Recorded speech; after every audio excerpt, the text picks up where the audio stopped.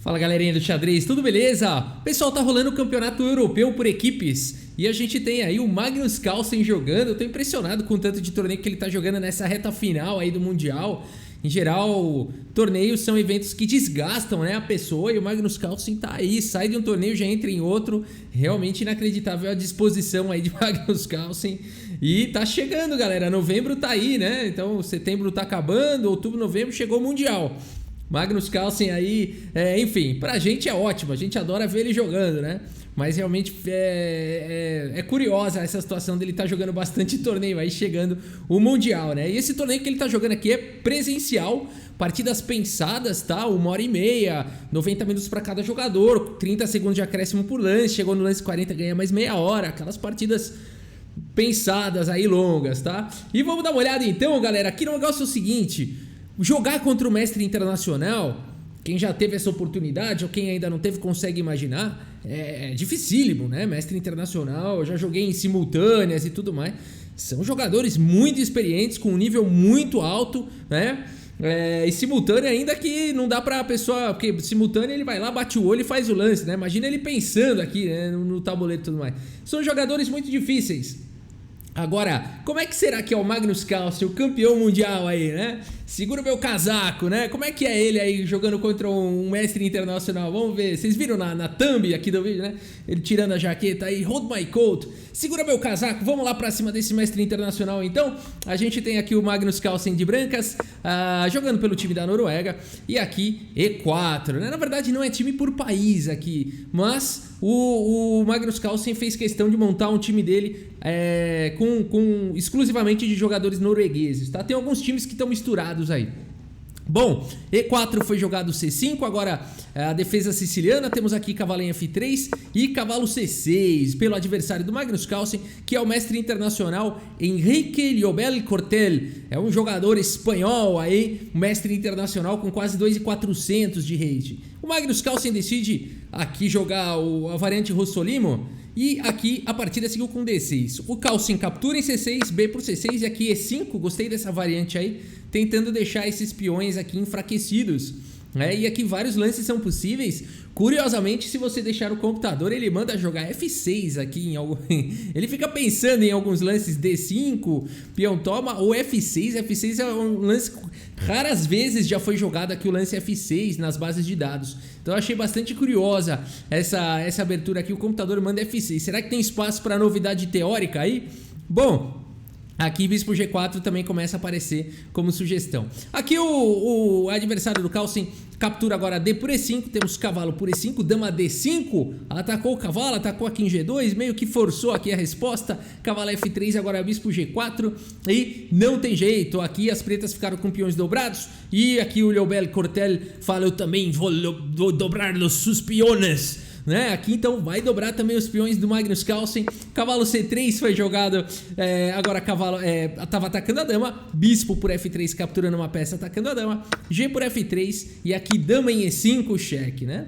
Aqui você pode considerar jogar um rei F1, mas é um pouco esquisito. O Magnus Carlsen prefere para dama E2, mais natural. Dama por E2, rei por E2, aqui não tem problema perder o roque, né? Já trocaram bastante peça. E agora cavalo F6 foi jogado.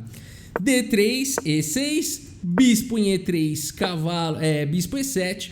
E aqui você olha uma posição como essa, dois jogadores de xadrez, eles sabem as mesmas regras, eles sabem o valor de cada peça, eles sabem como é que sabem, né? Aliás, nós também, né? As regras são as mesmas.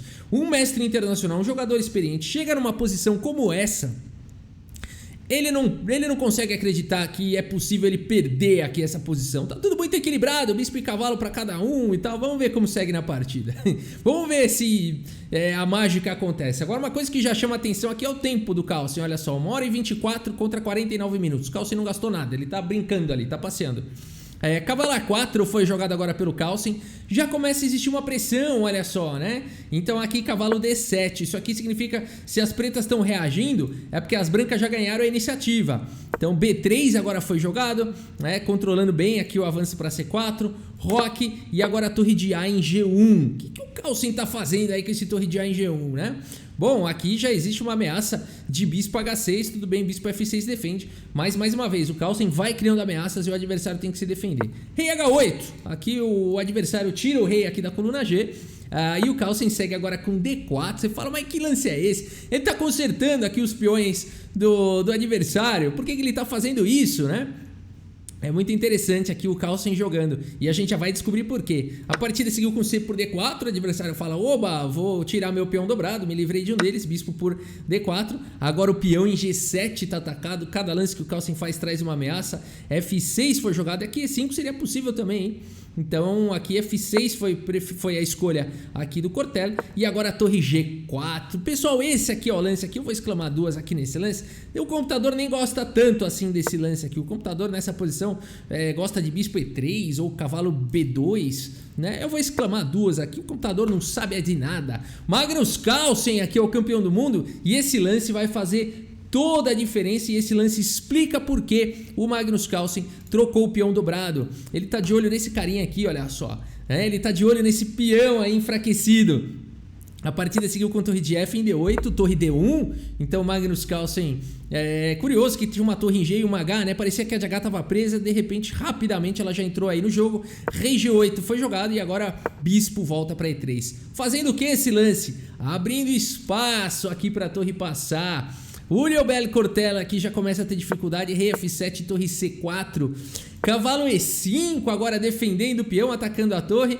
O Magnus Carlsen vai para o lance torre por D8, e aqui o que jogar? Você tem que capturar aqui de torre ou de bispo, né? Qual vocês usariam aqui, né? Eis a questão aqui, eis a questão. E olha o tempo do Carlsen, 1h16 minutos ele tem no relógio, o adversário dele tem 12 minutos. Tá no lance 23, faltam 17 lances para chegar no lance 40 e todo mundo ganhar mais meia hora.